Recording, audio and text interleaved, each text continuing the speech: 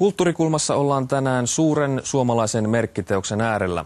Kansallisteatterissa sai eilen ensi-iltansa tämän vuoden odotetuin ja varmasti myös kohutuin teatteriteos Christian Smedsin tulkinta Väinö Linnan Tuntemattomasta sotilaasta. Ja hetken kuluttua kuulemme, mitä mieltä kaksi pitkän linjan teatterin tuntijaa ovat tästä näytelmästä. Maanantain ennakko oli katsomassa kanssani kouluneuvos Kirsti Mäkinen, tervetuloa. Kiitos. Ja eilisillan ensi-illassa oli kirjailija Panu Rajala paikalla, tervetuloa. Kiitos. Mutta ennen kuin te saatte puheenvuoron, niin katsotaan millaisesta näytelmästä oli kyse. Siinä oli aika ajoin myös suuren urheilujuhlan tuntua.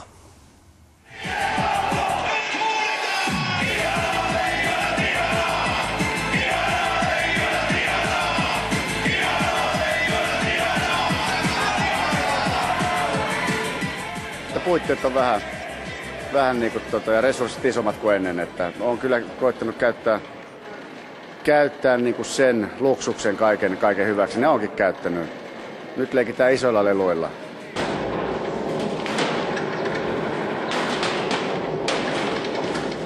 Christian Smedsin tulkinta Väinö Linnan Tuntemattomasta sotilaasta on yhtä aikaa perinteinen ja täysin uusi. Venäläiset viholliset ovat pesukoneita, susi on susi ja Stalinin syntymäpäivänä tanssitaan diskoa yleisön kanssa.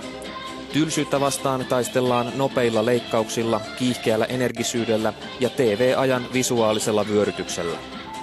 Tarinaa on tiivistetty ja dramatisoitu välillä reippaastikin, mutta pääpiirteissään Smeds työryhmineen pysyy uskollisena Linnan alkuperäistekstille. Kun isot miehet vetelee tämmöistä perkeleen kerettaa pitkin mettiä edestakas. Christian sanoi, että tämähän on olisi kiertueteatteri tullut digiboksiin.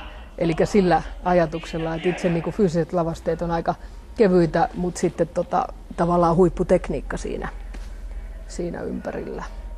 Suomessa ei ainakaan tässä koko luokassa ole käytetty videota näin paljon, eli että sitä käytetään niin kuin aivan livenä, eli livekameroita, joilla päästään lähikuviin, ja sitten se käytetään lavastuksellisena elementtinä, ja sitten se käytetään tuollaisena mediallisena elementtinä, eli väliin ajetaan vähän jotain uutisklippiä ja kuvaa ja näin.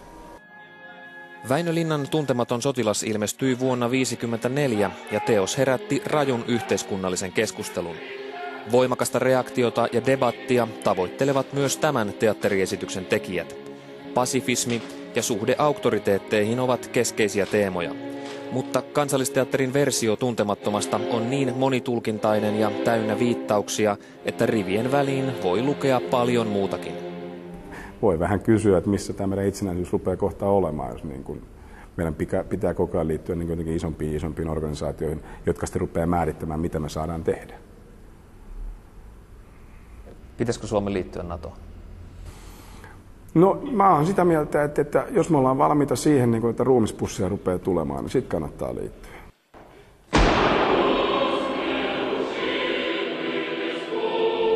Tämä on tavallaan vähän niin kuin potkupersaus. Se tarkoittaa nyt tätä yhteiskuntaa kohtaan. Me ollaan aika kilttejä. Me ollaan aika hissukoita sanomaan mistään mitään. Me pyritään olla aina sillä tavalla, että me kyllä napistaa, mutta emme oikeasti sitten sanota mitään. Niin tässä vähän annetaan sitä rakoa, että hei, näinkin voi tehdä, eikä siihen kukaan kuole.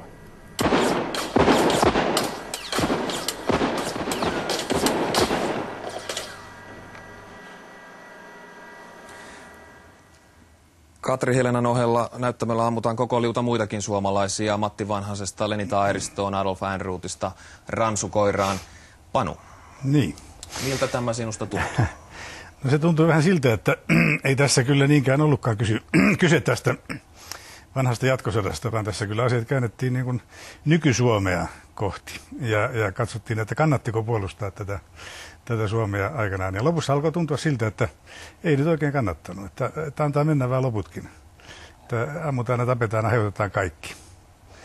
Ja tällainen tulkinta ainakin on mahdollinen tästä loppukohtauksesta. Ehkä muutkin tulkinnat, mutta minusta ainakin näytti, että tässä sotaa käytiin tätä nykyistä hyvinvointi-Suomea vastaan. Siis sellainenko tulkinta, että sota oli turha, tällaista itsenäisyyttä ei kannata, tällaista Suomea ei kannata puolustaa? Niin, tässä pannaan nyt loputkin matalaksi.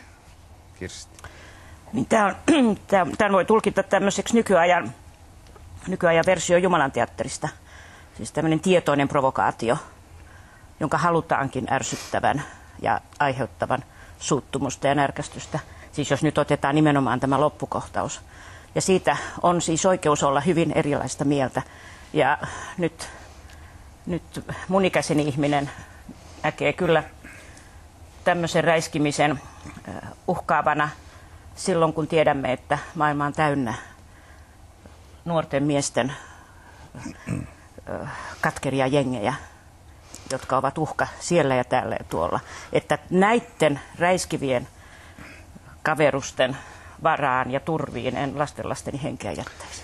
Niin kuin siis provokaatiohan on hyvin vaikeaksi käynyt, että kaikki ikään kuin nykyään hyväksytään ja kaikki otetaan vastaan, niin siinä suhteessa tämä nyt näyttää vähän onnistuvan. Että tämä vähän onnistuu ärsyttämään ja loukkaamaan. Oliko tämä törkeää ja siivotonta ja mitä kaikkea lehdissä kirjoitetaan teidän mielestänne? Se oli teatterin keinoin tehty. Nimittäin tämä on koko esitys mun mielestäni viritetty niin äärimmilleen, että mikä tahansa loppu olisi ollut kyllä lattea. Et siinä vaadittiin jotain niin kuin liian voimakasta siihen loppuun, jotta se ei latistunut se loppu verrattuna siihen intensiiviseen, hurjaan koko 3,5 tunnin esitykseen. Niin, tämä oli, kun on puhuttu joskus huomiotaloudesta, niin tämä oli kyllä huomiotaidetta.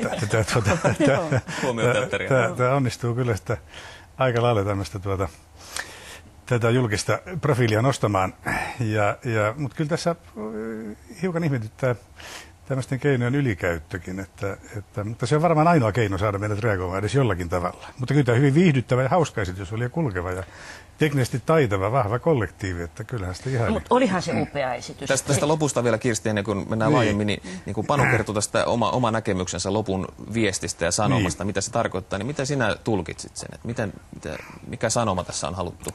No se on täysin mahdollista, että ohjaaja ja koko tiimin näkemys on juuri tämä, mitä Panu sanoi. Mutta sen voi tulkita myöskin varoitustarinaksi, että hyvät ihmiset, haluatteko, että mennään tähän?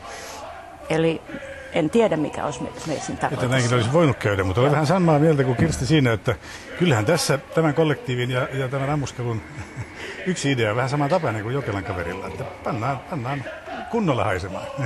Hajotetaan kaikki, jos on tämmöinen paha olo tai tämmöinen, jos yhteiskunta tuntuu olevan sairas, niin hällä väliä. Tämä oli ehkä ainoa, mikä mulla siinä pikkasen niin mietitytti, että tämä yhteys Jokelaan, kun se Jokela oli niin lähellä, mutta että näin 30-vuotiaan sukupolven näkökulmasta, niin mä en pitänyt sitä hirveän kauheana tai provosoivana edes sitä loppuakaan. Mutta Kirsti, anteeksi.